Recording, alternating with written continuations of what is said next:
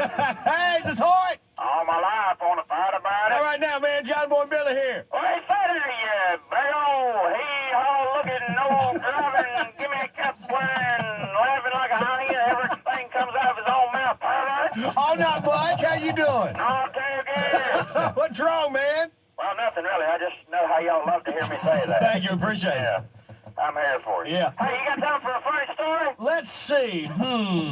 Yeah, I think we can squeeze one in. Good, because you'll like it. All right. Man, Deborah was down in Valdosta, Georgia last week. Uh-huh. Stopped in this little roadhouse club to get a drink.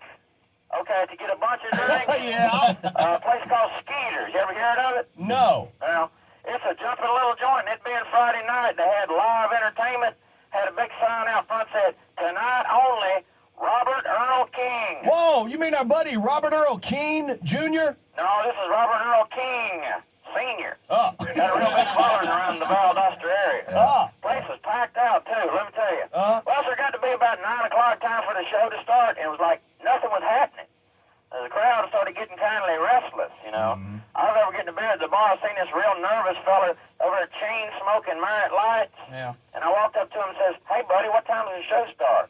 He says, "Friend, there may not be a show. I'm Robert Earl's manager. He come down with a real bad case of food poisoning. He can't go on tonight." Oh.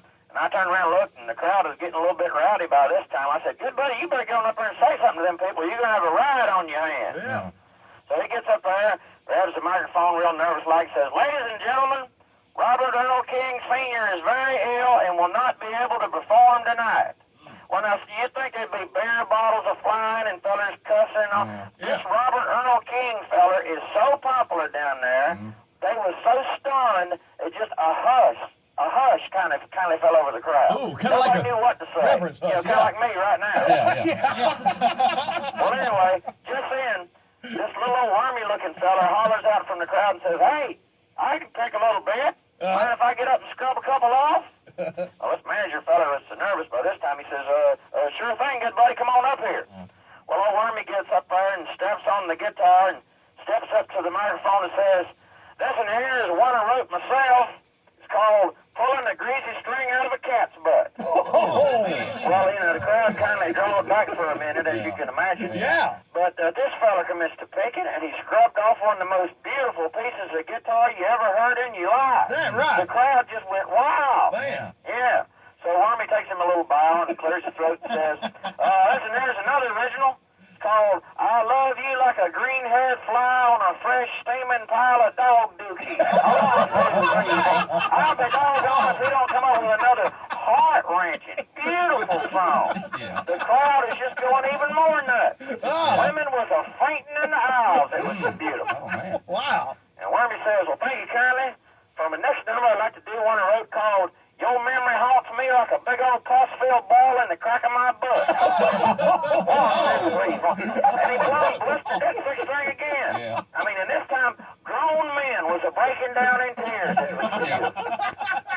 I never seen anything like it. So anyway, by that time, Wormy motions for that manager fella, and he walks into the edge of the stage, and Wormy says, "Anyway, I could take a quick break and go to the bathroom?" Manager says, "Son, you are absolutely amazing. You could be a big recording star. I have never heard picking like this. Go to the bathroom. I'll tell him you'll be right back, but just one thing.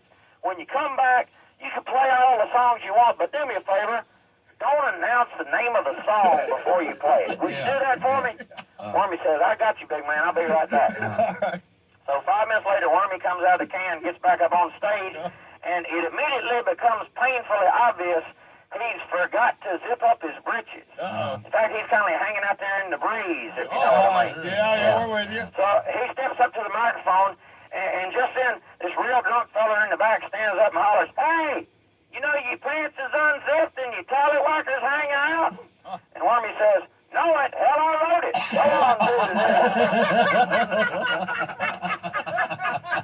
It was a special evening. Hey, listen, I got an order. You gonna take over later on? Yeah, probably. You tell him I said, duh. I know what you mean. Know it. He wrote it. Yeah.